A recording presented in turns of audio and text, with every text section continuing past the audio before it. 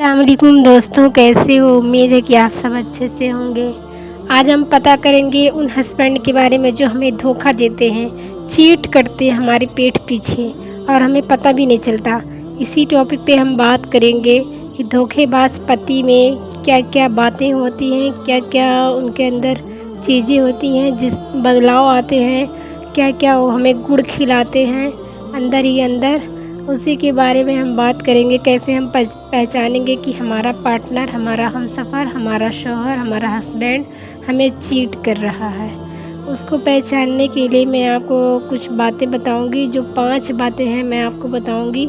ये चीज़ें अगर दिख रही है आपके हमसफ़र में तो समझो आपका शौहर आपको धोखा दे रहा है।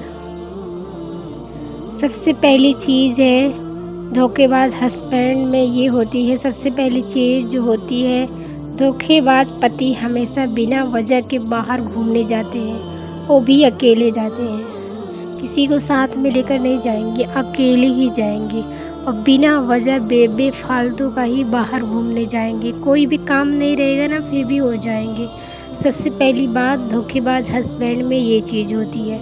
दूसरी बात होती है, धोखेबाज पति अपनी पत्नी को मोबाइल का पासवर्ड कभी नहीं बताते और कोई बहाना बना के बात को टाल देते हैं। मतलब अपनी चीज़ों पे या तो वो पासवर्ड लगाए रहते हैं या तो कोई प्राइवेसी रखे रहते हैं जिससे बीवी को नहीं बताते। अगर बीवी ने कभी कह दिया कि ना पासवर्ड बताओ तो वो कोई ना कोई बहाने से टाल देते हैं, बात को टाल देते हैं। क्योंकि अगर बीवी को पता चल जाएगा पासवर्ड तो इनका काला चिट्ठा सामने आ जाएगा, वो जान जाएगी कि दाल में कुछ काला है। तो इसी के डर की वजह से वो अपना पासवर्ड, अपना मोबाइल का पासवर्ड कभी नहीं बताते। ये दूसरी बात हो गई। तीसरी बात, धोखेबाज पति में ये चीज़ होती है, धोखेबाज पति हमेशा घर पर लेट आते हैं और देर रात तक पार्टी करते हैं। देर रात तक इधर उधर घूमेंगे, टहलेंगे दोस्तों में और बातचीत करेंगे। मतलब जिससे वो बात कर रहे हैं, जिस लड़की से बात कर रहे हैं उसी से बात करते रहेंगे और घर में लेट में आएंगे। हमेशा रात को लेट से घर आएंगे, डेली रात को घर लेट से ही आएंगे। वो घर में नहीं आना चाहेंगे क्योंकि ये घर में आएंगे तो चोरी पकड़ी जाएगी, कैसे बात करेंगे अपनी गर्लफ्रेंड से। इस वजह से रात को लेट से ही घर वापस आएंगे। चौथी बात, किसी अनजान नंबर से कॉल आए तो वो बाहर चले जाते हैं। उन्हें डर रहता कहीं उनकी प्रेमिका का ना हो नंबर।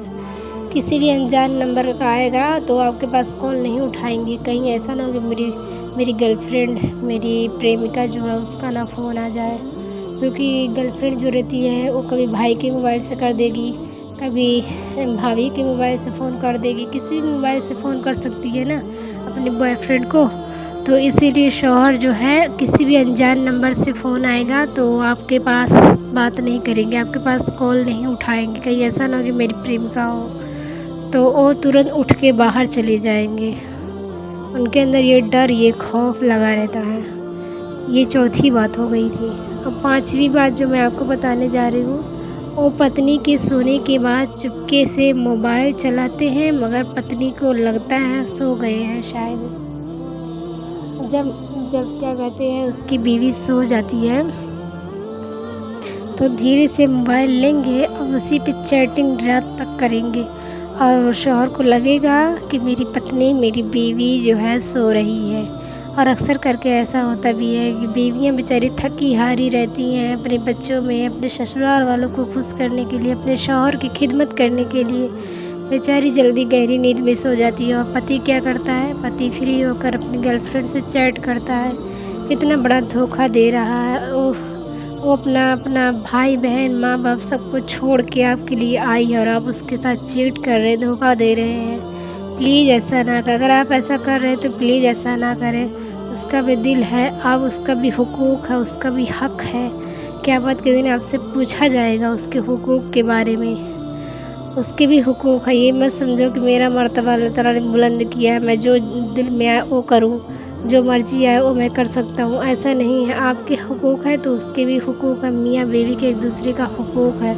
दोनों के हुकूक के बारे में पूछा जाएगा। खुदारा ऐसा हरगिज़ काम ना करें जिससे दिल टूटे, सामने वाले को बुरा लगे, हर्ट हो।